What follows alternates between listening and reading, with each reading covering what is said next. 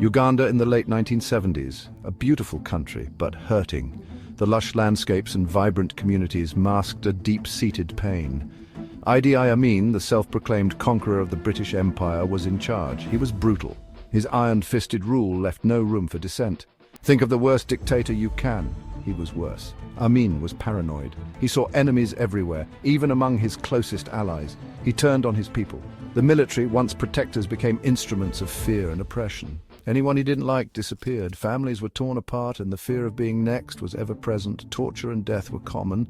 The regime's cruelty knew no bounds, with countless lives lost in the shadows. The economy was in shambles. Once thriving markets were now ghost towns, and livelihoods were destroyed. People were fleeing for their lives.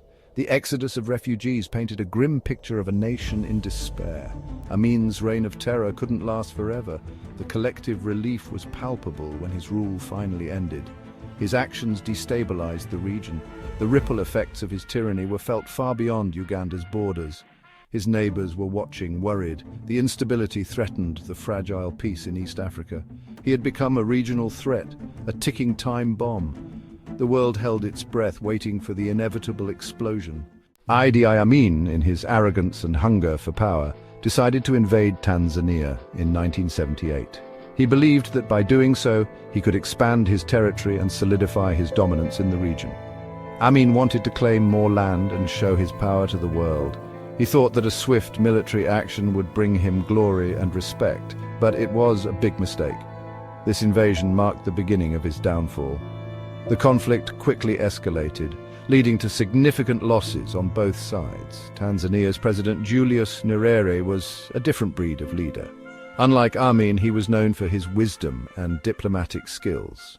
Nyerere was a respected leader, not a dictator. He had the support of his people and was committed to protecting his nation. He wouldn't tolerate Amin's aggression. Nyerere knew that he had... This video was proudly sponsored by One Browser. Don't miss out. One Browser is the must-have tool of 2024. Try it now. Thanks, gentlemen. Let's get back to our lovely video.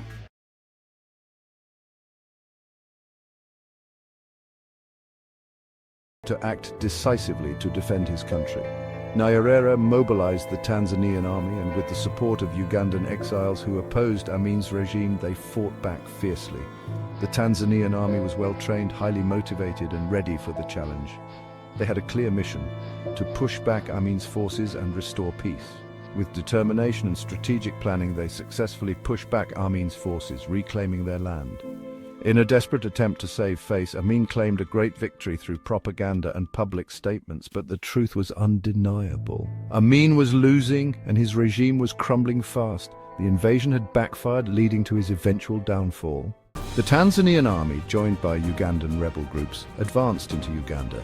They were welcomed as liberators. People had suffered enough under Amin's brutal regime. Amin's own generals, tired of his madness and fearing for their lives, started to desert.